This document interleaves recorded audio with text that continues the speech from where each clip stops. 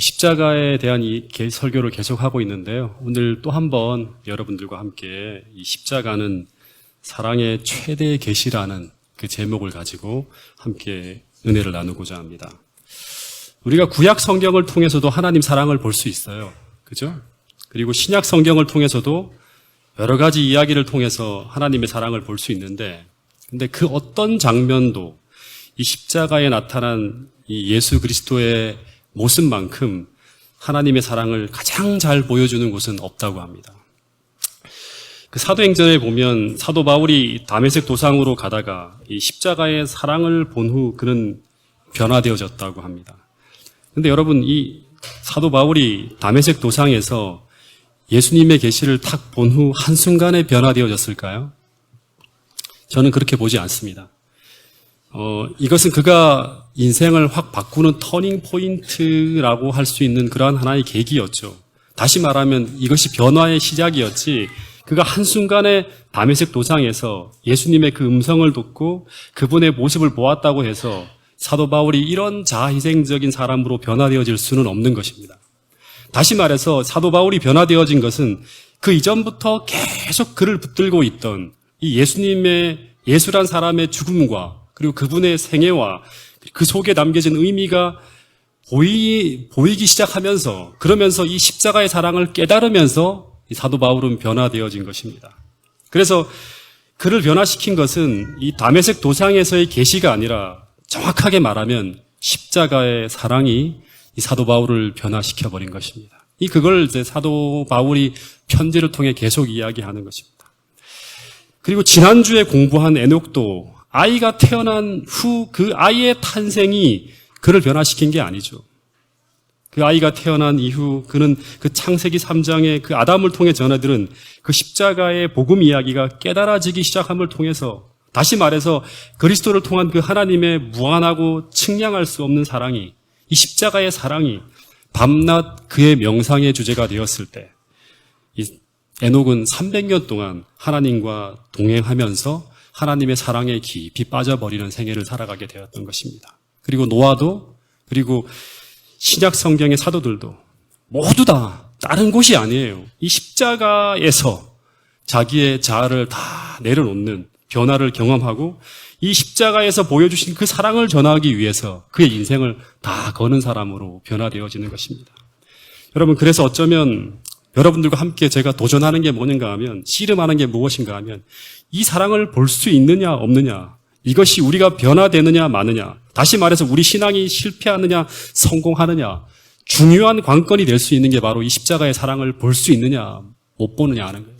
보면 믿음으로 살게 되고요, 못 보면 하나님의 사랑도 없는데 계속 헌신하려고 하니까 율법주의라든가 바리새이주의로 빠지게 되는 거예요. 가짜 신앙인으로. 그래서 사도 바울은 오늘 우리에게 이런 이야기를 합니다. 우리가 교동문을 통해서 봤는데요, 이거를 현대어 성경으로 한번 바꿔봤습니다. 같이 읽어보겠습니다. 시작.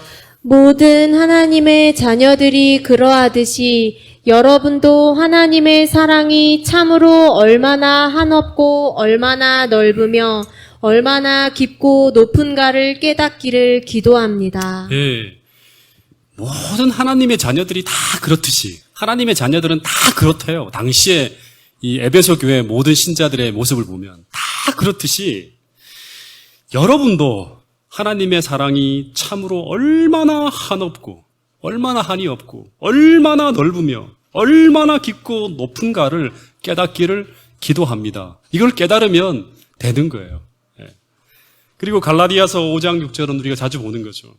그리스도 예수 안에서는 할례나 무할례가 소용이 없고 사랑으로서 역사하는 믿음 뿐이니라. 하나님의 사랑에서 나타나는 이 믿음만 있으면 우리는 하나님이 원하시는 방향으로 우리의 삶을 드릴 수 있는 그러한 사람으로 변화되어진다고 하는 것입니다.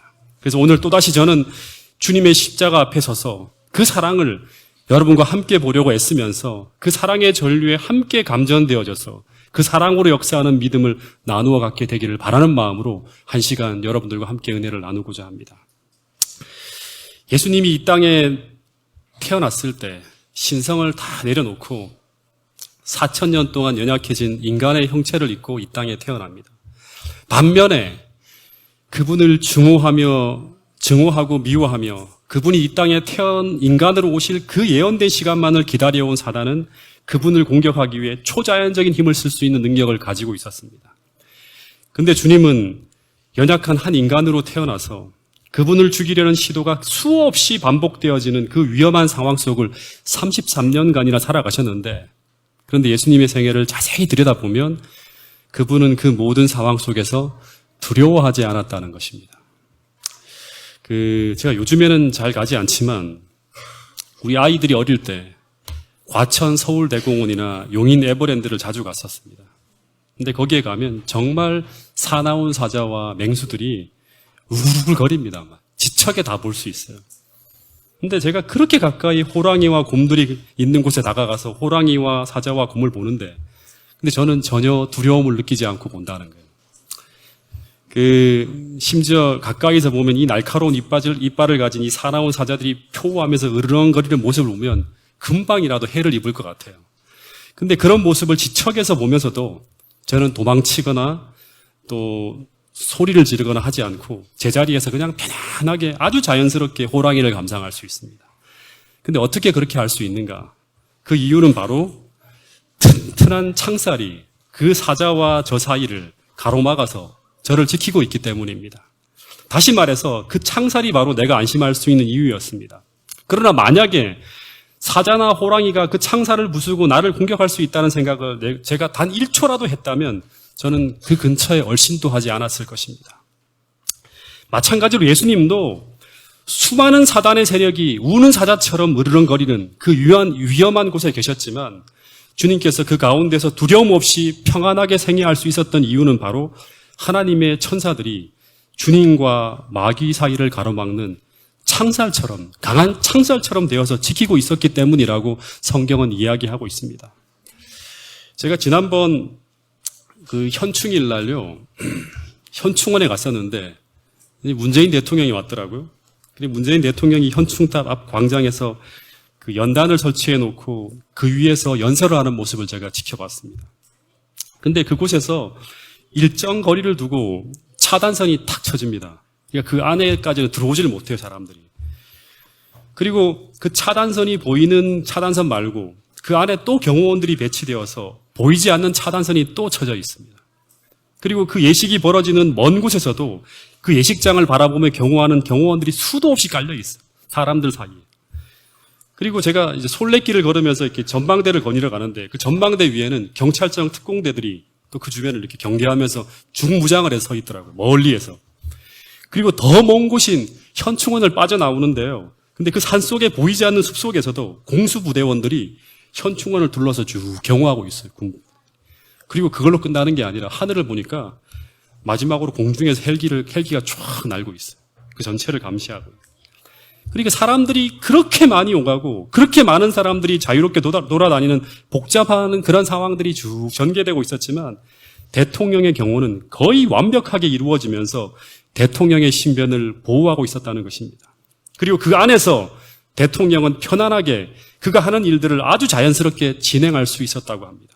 연설을 하고 수많은 사람들과 접촉하고 대통령으로서의 일을 자연스럽게 진행할 수 있었다고 하는 것입니다. 마찬가지로 예수님도 한 무력한 인간으로 이 사단이 통치하는 적대적인 땅에 거하셨지만 이 강력한 하늘의 천군들이 매일 매순간 이 예수님의 곁에서 자신을 보호하고 있다는 그 사실을 믿음으로 말미암아 주님은 매일 매순간 자신이 하셔야 될 일을 평안하게 행하실 수 있었다고 성경은 이야기하고 있습니다. 그 중요한 것은 주님께서 받으신 이 완벽한 하늘의 보호를 오늘 우리도 누릴 수 있다고 하는 것입니다. 왜냐하면 주님은 오늘 평범하게 살아가는 모든 사람들의 모본이 되기 때문이라고 성경은 이야기하고 있습니다. 그래서 예수님은 오늘 우리들에게 말씀하시기를 참새 2마리가 한 아사리온에 팔리지 않느냐. 그러나 그 하나라도 하나님이 허락하시지 아니하면 결코 생명이 끝나지 않는다고. 그런데 생각해 보라고. 너희는 이 많은 참새보다 귀하지 않냐고. 그러니까 너희 생명은 훨씬 더 귀하게 보호되어지고 있다고 하는 거예요. 심지어 하나님은 너희 머리카락 하나하나까지 다 세실 만큼 하나님은 너를 2중 3중으로 섬세하게 너희를 지키고 있다고 하는 거예요. 다시 말해서 이토록 완벽하게 이 땅에서 너희가 보호되어지고 있다는 사실을 믿으면서 그 어떤 폭풍 앞에서도 믿음의 눈으로 2중, 3중으로 나를 보호하시며 경호하고 있는 그 하늘 천사들의 모습을 상상하면서 마치 주님께서 그 어마어마한 광풍 속에서도 평안하게 지나가셨던 것처럼 그 믿음, 예수의 믿음을 가지고 오늘을 살아나가라고 주님은 말씀하고 있는 것입니다. 이 성주 엄마가 심장이 뛸 때 맥박이 거의 분당 130, 140 이상으로 올라간다고 합니다. 그러면 저는 모르겠는데요. 이 사람은 숨을 쉴 수조차 없고 몸을 가눌 수조차 없이 이대로 심장이 멎어버릴 것 같은 그런 극도의 공포감, 죽음의 공포감이 막 몰려온다고 합니다. 근데 그런 상황을 지켜보면 저도 제 마음도 같이 막 흔들리면서 같이 요동을 치게 됩니다. 그런데 응급실을 가고 돌아오고 하면서 불안하지만 그럴 때마다 저의 마음을 안정시켜주는 말씀이 있어요. 그 말씀이 바로 제가 방금 전에 암송했던 이 말씀입니다. 같이 한번 읽어보겠습니다. 시작. 참새 2마리가 한 아사리온에 팔리지 않느냐. 그러나 너희 아버지께서 허락하지 아니하시면 그 하나도 땅에 떨어지지 아니하리라. 너희에게는 머리털까지 다 세신 바 되었나니 두려워하지 말라. 너희는 많은 참새보다 귀하니라. 또 한 말씀입니다. 같이 읽어보겠습니다. 시작. 이 곤고한 자가 부르짖음에 여호와께서 들으시고 그의 모든 환난에서 구원하셨도다. 여호와의 천사가 주를 경외하는 자를 둘러 진치고 그들을 건지시는도다. 이 곤고한 상황 속에 있는 사람들이 부르짖으면 하나님께서 들으시고 그 모든 환난 속에서 구원하실 수 있도록 만발의 경우가 다 되어져 있다고 합니다. 여호와의 천사가 주를 경외하는 자를 둘러 진치고 그들을 건지시는도다. 마치 예수님에게 그렇게 했던 것처럼 오늘 여러분들에게도 그렇게 하실 수 있다고 말씀하고 있습니다. 그래서 여러분, 오늘 우리 모두가 우리를 두렵게 하는 세상 속을 지나간다 할지라도 우리 앞에 놓여진 이 주님의 임재의 보호하심의 그 창살들이 그 한계를 정하고 있다는 사실을 우리가 믿으면서 그 사실을 믿으면서 때때로 두렵기는 하지만 아버지를 붙드는 그 믿음으로 그 모든 것을 헤쳐나갈 수 있는 저와 여러분들이 될 수 있기를 간절히 바라겠습니다. 그런데 이런 주님을 보살피던 이런 완벽한 보호의 상황이 거쳐지는 때가 있었다고 합니다. 그때 이 예수님을 향해 불어오는 이 사단의 광풍은 이제 그동안은 이 천사들의 어떤 이 방어막으로 보호가 되었지만 이 사단의 광풍이 보호막 없이 그대로 예수님을 향해 불어닥쳤고, 그리고 그 전에는 예수님을 보호하던 그러한 것들이 있을 때는 어떤 광풍이 불어와더라도 전혀 흔들림이 없던 이 예수님께서 두려워하고 슬퍼하시며 마구 요동치며 흔들리시는 때가 있었다고 합니다. 여러분, 그러니까 제가 이 사실을 보면서 어떤 생각을 했는가 하면 예수님도 우리와 똑같은 인간이었고 그분도 평안하실 때는 우리와 동일하게 하나님의 임재를 믿음으로 말미암아 평안했다고 하는 거예요. 이게 사라지는 순간은 예수님도 불안하고 두렵고 굉장한 고민 가운데 빠지는 거예요. 그 세계 최고봉의 등반가로 아주 존경받는 사람 중에 한 사람인 이 라폴이라는 사람이 있었다 그럽니다. 저는 이 사람을 잘 모르는데 제가 인터넷을 통해서 이 사람을 알게 되었는데, 이 사람이 35세의 나이에 에베레스트를 5번이나 등정하면서 35명의 산악인들을 그 정상까지 올려놓은 아주 기록적인 사람이라고 합니다. 그런데 1996년 5월 10일 날 이 사람이 이제 에베레스트 정상에 다다릅니다. 그런데 갑자기 예보에도 없던 아주 끔찍한 눈폭풍에 휩싸이게 됩니다. 그러면서 기온이 급격하게 떨어지면서 이 사람이 오후 4시 40분 밑에 있는 기지에 아주 긴급한 무전을 칩니다. 어떤 무전인가 하면 산소 한 통이 급히 필요하다고 하는 거예요. 그러면서 이 라폴이라는 사람이 아주 호흡이 힘들어지자 필사적으로 가쁜 호흡을 막 몰아쉬면서 산에서 들을 줄 모르는, 아무도 없는 상황인데 막 부르는 게, 혹시나 있을지 모르는 사람들을 향해 부르는 거예요. 뭐라고 막 소리를 질렀는가 하면 누구 없냐고, 제발 도와달라고. 근데 그 상황에서 이 라폴에게 다가갈 수 있는 사람은 아무도 없었다고 합니다. 왜냐하면 그 정상의 기온이 영하 73도, 그리고 아주 막 굉장히 강한 어떤 바람이 불어닥치는 그 산꼭대기로 구조대가 접근할 수조차 없었다 그럽니다. 그래서 이 사람이 거기서 은신처 없이 하루를 견디어냅니다. 그리고 그 다음날 새벽 4시 43분에 그 기지, 이제 베이스 캠프죠, 그죠? 그 기지의 담당 의사인 캐롤라인 맥킨지라는 사람에게 자신의 다리가 더 이상 말을 듣지 않아서 이제 얼어붙어서 움직일 수가 없는 상태라고 얘기를 했다 그럽니다. 그리고 조금 후에 이 기지에서 이 사람이 뉴질랜드 사람인데 뉴질랜드에 있는 그의 부인과 무전을 통해서 통화를 할 수 있게 합니다.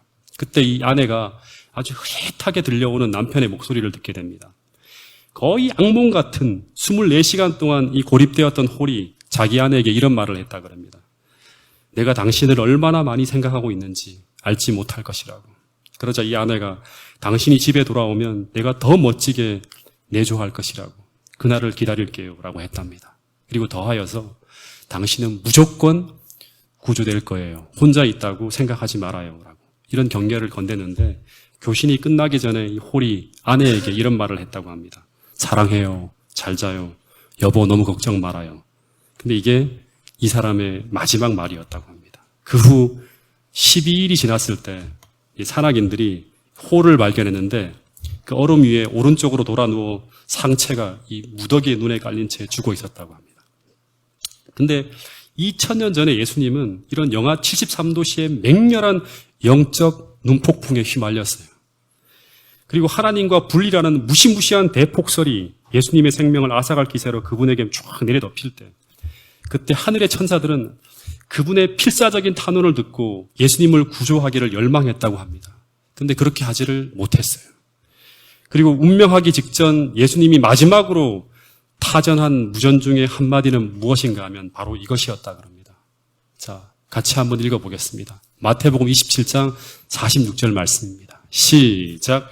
제9시쯤에 예수께서 크게 소리질러 이르시되 엘리 엘리 라마 사박다니 하시니 이는 곧 나의 하나님 어찌하여 나를 버리셨나이까 하는 뜻이라. 네, 마지막으로 하신 말씀 중에 하나가 뭔가 하면 나의 하나님 어찌하여 나를 버리셨나이까.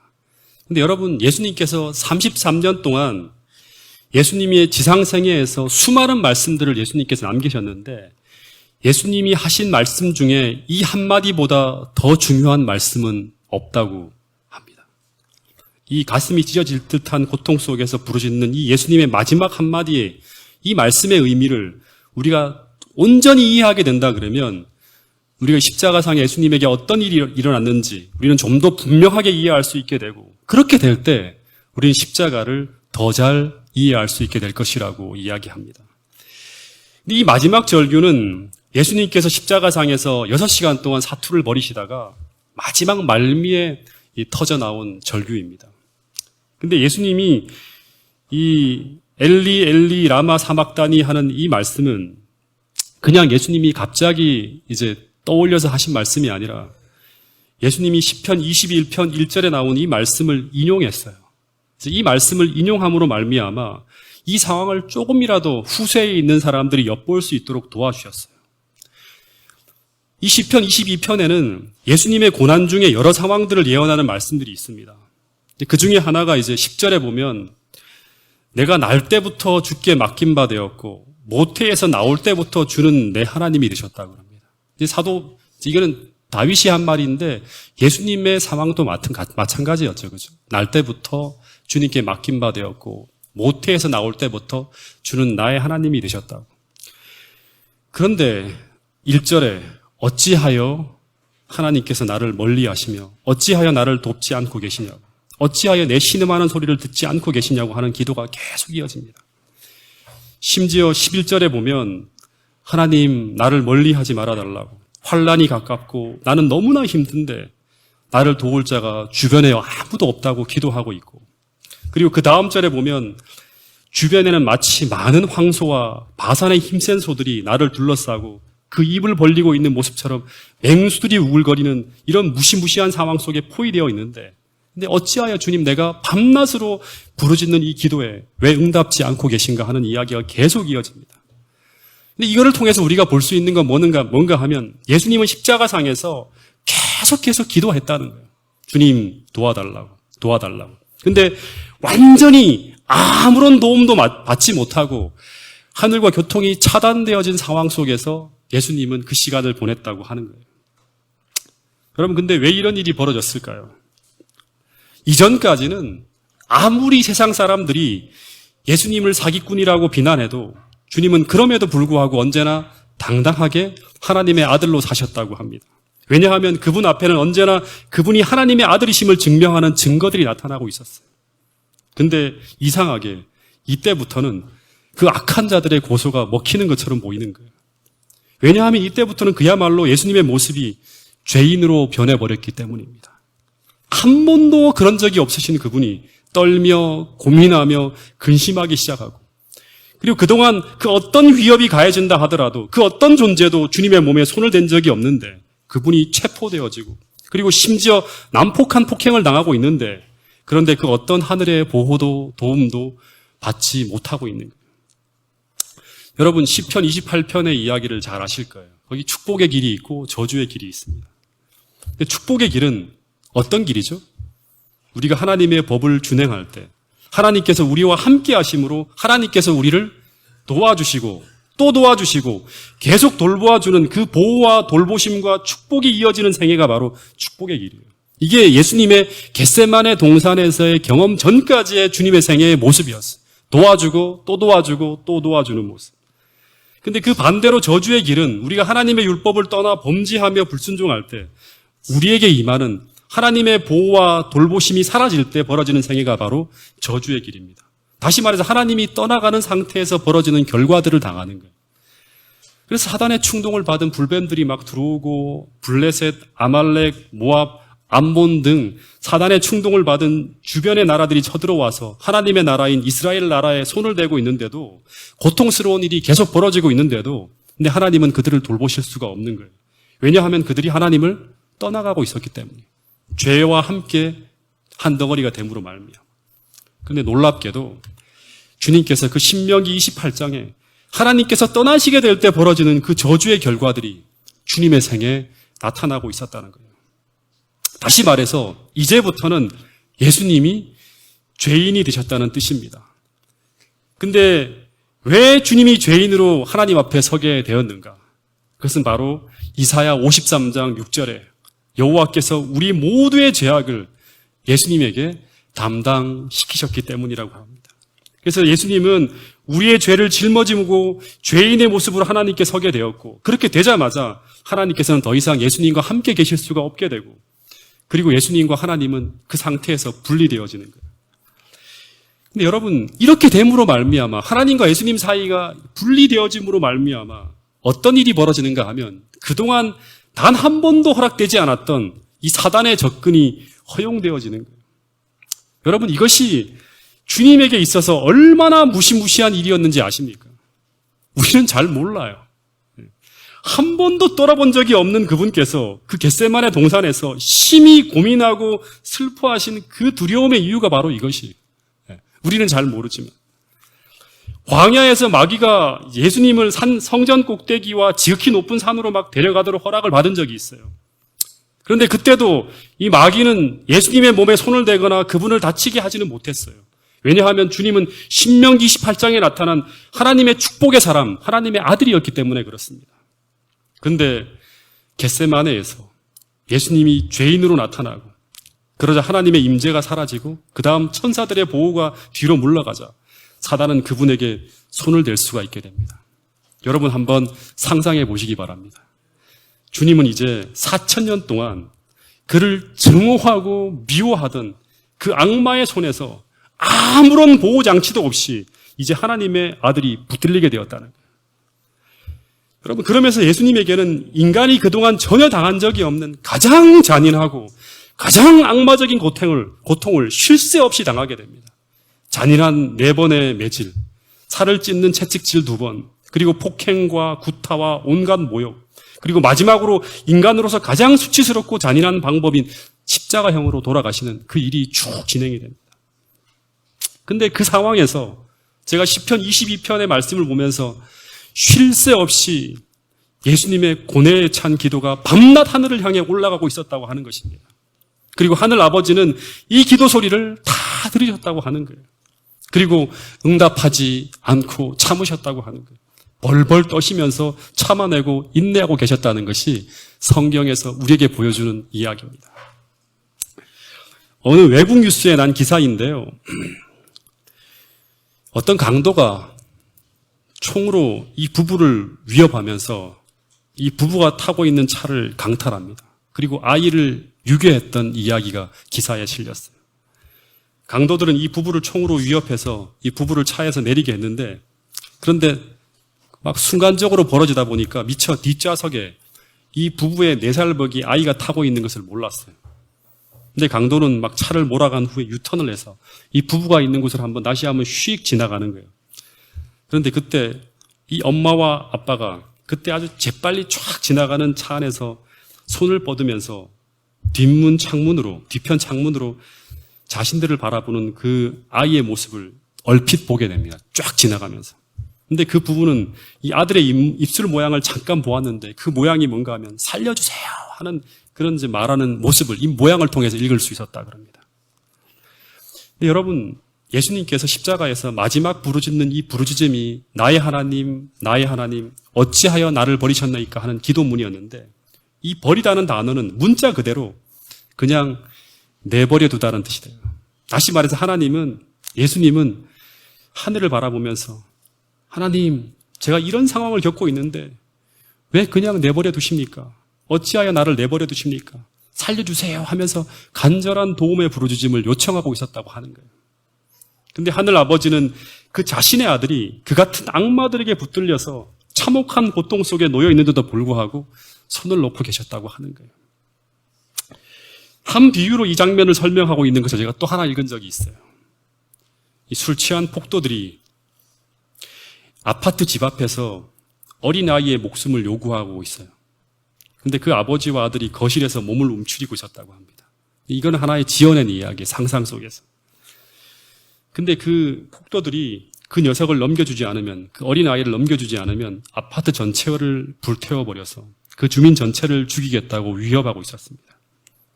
그때 이 소년은, 아기죠, 그죠? 공포로 떨면서 아버지의 다리를 꼭 붙잡고 거의 얼어붙어 버렸어요. 여러분, 이것이 바로 예수님의 겟세마네 동산에서의 모습이에요. 그런데 밖에서 외치는 소리는 점점 더 커져만 갔고, 그때 아버지는 아들을 내려다보면서 하염없이 눈물을 흘리면서 망설이듯 이 아이를 길게 안아줍니다. 하나님의 마음이겠죠, 그죠? 그리고 그 뒤 문을 열고 이 어린 아들을 현관에 세운 뒤 폭도들이 잡아가는 거예요, 그죠? 뒷걸음질 치고 문을 걸어 잠깁니다. 그리고 앞 창문으로 그 아버지가 그 폭도가 그 사랑하는 어린 아들에게 달려들어서 상상하지 못할 짓들을 자행하는 것을, 다시 말하면 그 참혹하게 그 아이가 죽어가는 모습을 고통스럽게 쳐다보고 있는 거예요. 여러분, 그런데 이런 상상할 수 없는 잔인한 장면이 하나님 앞에서 벌어졌다고 합니다. 바로 이 상황이 겟세마네에서부터 갈바리까지 이어지는 동안의 모습이었고, 그리고 하늘 아버지와 그분의 사랑하는 아들이 겪는 우리를 위한 고통이었다고 성경은 이야기하고 있습니다. 여러분, 근데 십자가의 마지막 순간에 이 악한 천사들이 예수님으로 하여금 십자가에서 어떻게든 내려오게 하기 위해서 그가 가할 수 있는 가장 아프고 고통스러운 공격을 생각하고 준비해서 예수님께 가했는데, 그 고통으로 말미암아 주님은 거의 숨을 쉬지 못할 지경이었고 심장은 폭발할 지경이었다고 얘기합니다. 근데 이것은 마치 예수님을 고문대 위에 매달아 놓고 정신적으로 그리고 육체적으로 그의 아픈 급소를 찔러대면서 예수님의 영혼을 괴롭히는 것이었어요. 그러니까 이걸 다 하나님이 허락하니까, 마음대로 하라고 하니까 할 수 있는 대로 인간이 고통스럽게 느낄 수 있는 모든 짓을 다 하는 거예요. 그래서 그때 이 사단이 예수님에게 넣어준 생각들이 무엇인가 하면 배신의 아픔, 그 수고의 결과에 대한 절망, 이 죄를 짊어짐으로 아버지로부터 영원히 끊어질 것이라는 절망적인 생각으로 시대 소망에 보면 그리스도는 흑암의 권세에 억눌려서 미래를 밝히는 한 줄기의 빛도 없을 만큼 캄캄한 흑암 속에 갇혀 있었다고 합니다. 그러니까 바로 전까지 하나님의 임재를 통해서 다 자신이 하나님의 아들이고 확신을 가지고 살았는데, 바로 그 모든 것이 하나도 보이지 않을 만큼 그렇게 잔인하게 고통스럽게 예수님을 만들어버렸다고 하는 거예요. 시대의 소망에 보면 이 사단의 마지막 공격은 가히 살인적이었다고 합니다. 이 고통으로 예수님의 심장은 거의 터질 듯한 고통과 압박 속에서 숨을 헐떡이고 계셨지만, 그러나 주님은 마지막 순간까지 십자가에서 내려오지 않고 혼신의 힘을 다해서 십자가를 붙들고 계셨다고 합니다. 내려오면 우리가 끝나기 때문에. 근데 너무나 슬프게도 예수님은 하늘 아버지를 향해서 정말 절망적인 울음소리와 같이 마지막으로 이런 기도를 드렸다고 합니다. 그게 바로 뭔가 하면 또 얘기하지만, 나의 하나님, 나의 하나님, 어찌하여 나를 버리셨나이까. 다시 말해 이 말씀은 아버지, 지금 당신의 눈앞에, 지금 예수님의 눈앞에는 아무것도 안 보이고 지금 자신이 아무런 희망도 없는 곳에서 철저히 버림받은 모습으로 쓸쓸히 죽어가고 있음을 고백하는 그러한 마지막 고뇌에 찬 부르짖음이었어요. 그래서 이 말씀은 마치 여기서 주님이 믿음을 잃어버리고 거의 패배한 듯한 모습으로 사단에게 정복당한 모습으로 끝나고 있었다고 얘기합니다. 그렇게 보이게끔 되어지는 그러한 기도였다고 합니다. 근데 예수님은 돌아가시기 직전 이 말씀으로 운명하길 원하지 않으셨습니다.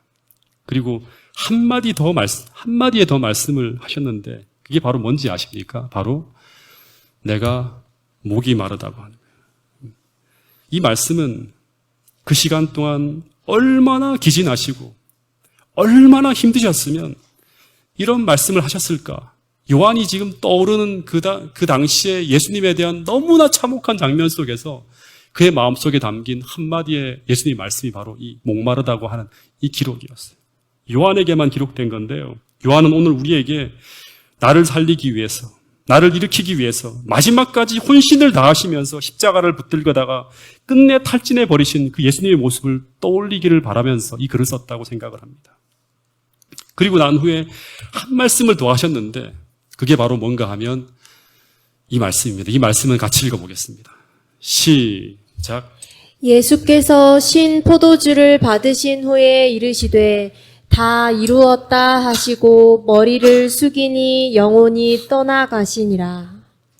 그리고 난 후에 한 말씀을 더 하셨는데, 이것은 바로 다 이루었다고 하는 거예요.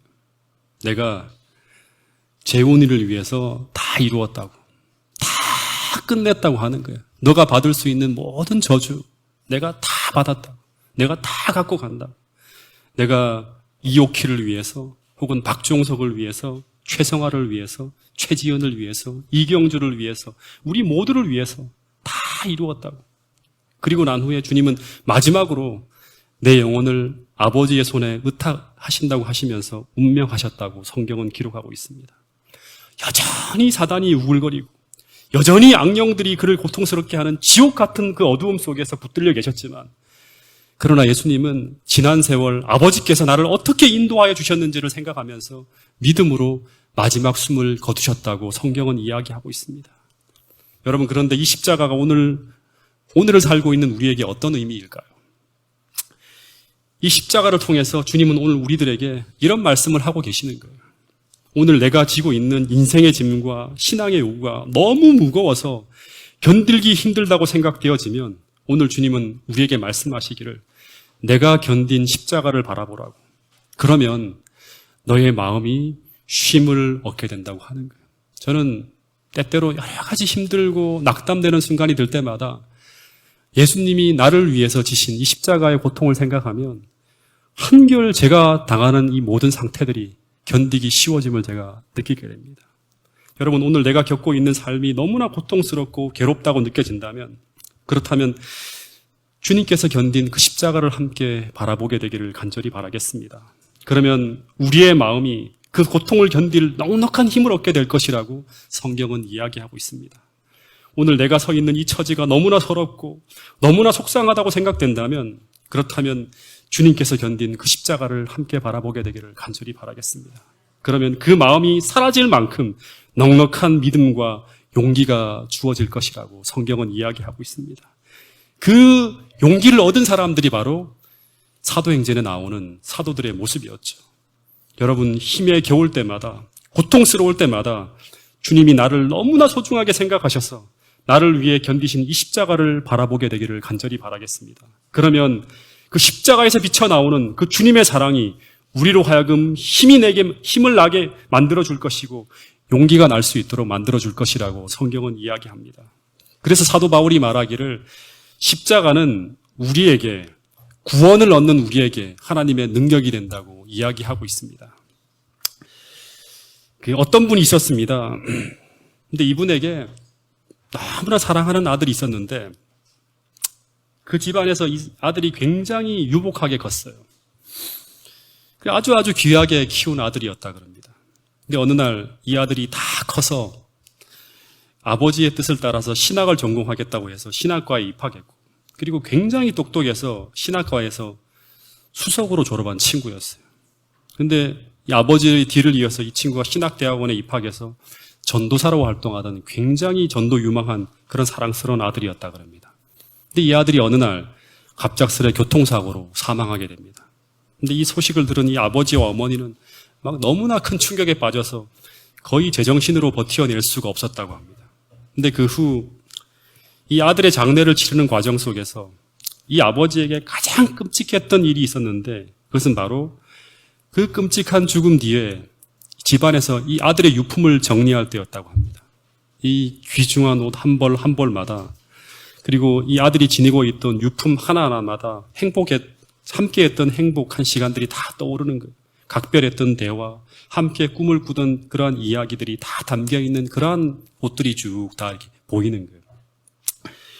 특별히 이 아들이 단상에서 입었던 정장을 이제 천천히 매맞을 때 이 아버지의 눈에서 주체할 수 없는 눈물이 터져나와서 막 통곡하며 울었다고 합니다. 그리고 난 후 이 아들의 옷들이 누군가에게 도움이 될지 모른다는 생각에 이 아버지가 그 옷과 쓸쓸한 유품들을 다 취해서 인근 사회복지단체 창고로 가져가서 접수대 앞에 딱 썼대요. 근데 기증하는 그 옷을 설명하기도 전에 이 접수하는 여성이 그 옷구르미를 흘끔 쳐다보더니 귀찮다는 듯이 방 저 한편에다가 아무렇게나 쌓인 옷 쪽에다가 던져 놓으라고 그렇게 이야기를 했다 그럽니다. 근데 이 아버지가 그 말을 듣자마자 너무나 고통스러워서 이봐요, 이 옷가지들이 얼마나 중요한 옷들인지 알기나 하냐고 하면서 막 소리를 지르고 싶었다고 합니다. 근데 그렇게 말하지 못하고 돌아서서 흐트러진 옷더미 위에다가 자기의 선물을 정성스럽게 올려놓고는 슬픔을 참고 서둘러서 출구 쪽으로 쫙 빠져나갔다고 합니다.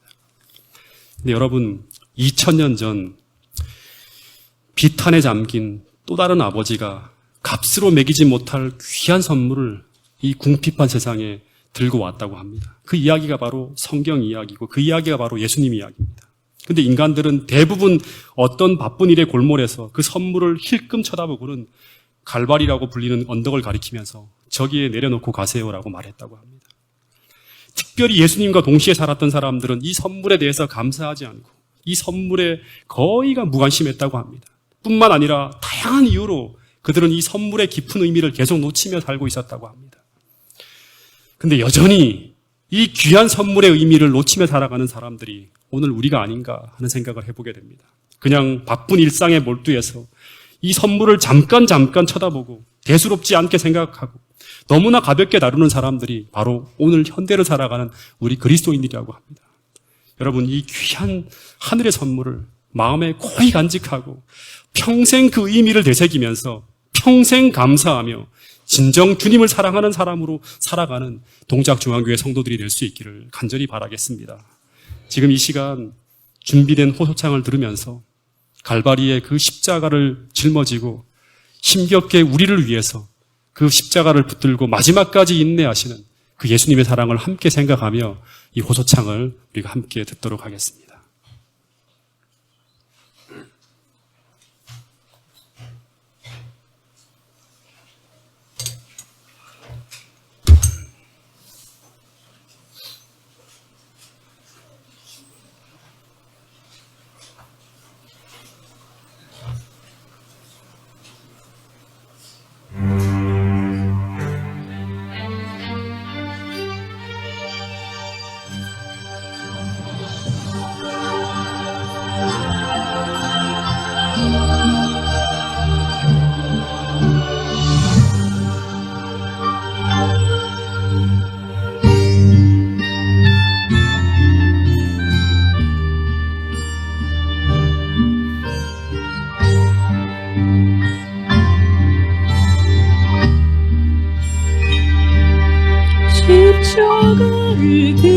지고 경쟁들에 이끌려 주님 갈보리에 길을 걸을 때 사람들은 몰려왔네.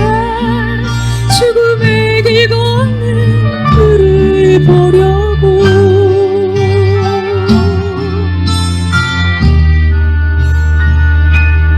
가시며 유방을 쓰신 주를 조롱하였네. 채찍 소리에 흥겨워하면서 그들은 소리쳤네. 자칭 메시아를 못 박으라고.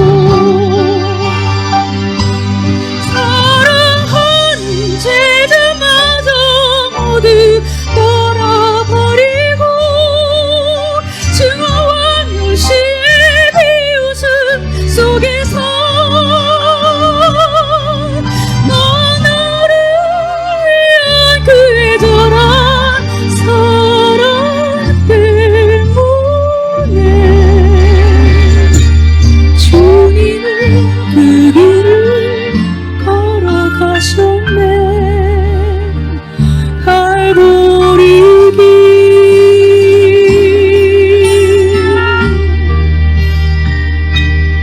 사람들은 말을 했네. 이제 모두 끝이라고. 더 이상 그를 기대할 수 없다고.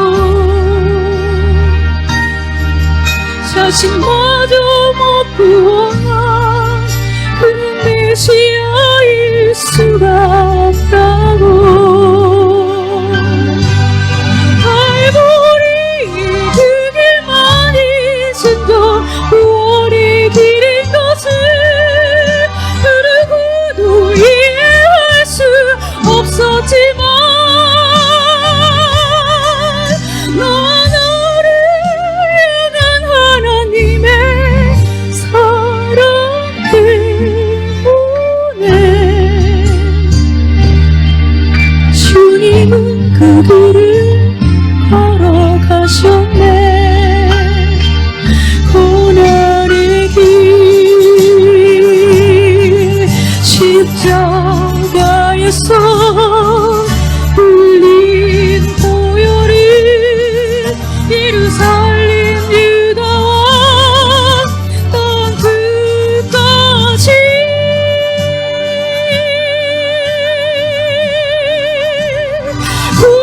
구원의 강물이 되어 온 세상을 덮었네. 세상의 모든 죄를 대속했네. 우리 사랑해서 주님이 걸어가신 그 길.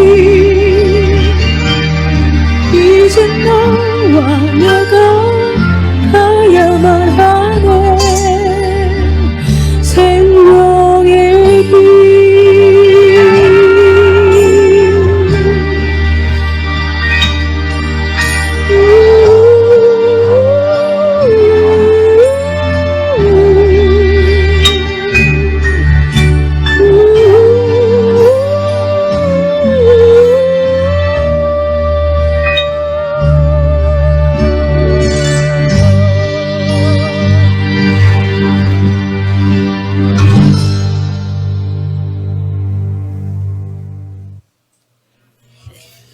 함께 기도하겠습니다.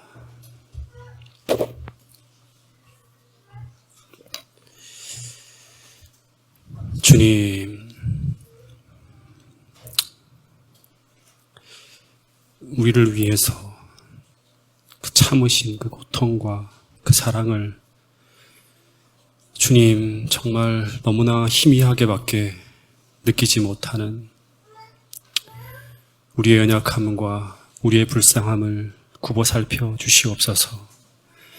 주님, 정말 우리를 너무나 소중히 생각하시는 그 예수님의 사랑이 우리의 마음속에 크게 담겨지게 하여 주시고 그리하여서 우리가 어떤 힘든 순간에 처한다 하더라도 우리가 불평하거나 원망해하지 않고 그 십자가를 바라봄으로 말미암아 주님, 우리가 그 모든 것들을 이겨나갈 수 있는 그런 십자가의 사람이 꼭 될 수 있도록 도와주시옵소서. 혹 고난 중에 있는 성도가 있다면 주님 기억하여 주시옵고, 그들이 주님이 베풀어 주신 그 사랑을 그것들이 봄으로 말미암아 주님 큰 위로를 받게 하여 주시고, 그 고난의 시간을 허락하신 그 하나님의 은혜를 헛되이 받지 않도록 주님 도와주시옵소서. 주님, 우리가 마지막 순간까지 주님 십자가를 바라보면서 우리로 하여금 우리의 십자가를 지고 걸으라시는 그 명령의 소리를 듣게 하여 주시고, 주님과 함께 십자가를 지고 주님이 마지막 순간까지 주님을 붙들며 걸어갈 수 있는 저희들 모두가 되게 하여 주시옵소서. 주님, 더욱 간절하게 주님 바라오니 이 동작중앙교회 성령의 큰 역사를 통하여 성도들 모두가 주의 큰 십자가의 사랑을 경험하게 하여 주시고, 그 사랑으로 말미암아 우리 모두가 순수해지게 하여 주시고, 우리의 모든 허물들을 벗게 하여 주셔서 다 주님 주시는 그 뜨거운 사랑으로 하나가 되어지는 초대교회 역사를 꼭 이룰 수 있도록 도와주시옵소서. 주님, 저희들에게 성령으로 한 주를 또 보내게 하여 주셔서 우리 모두가 한 주를 살아가기에 넉넉한 은총과 은혜를 경험하는 모든 성도들이 될 수 있도록 축복해 주시옵기를 예수님 이름으로 감사하며 간절히 기도드렸나이다. 아멘.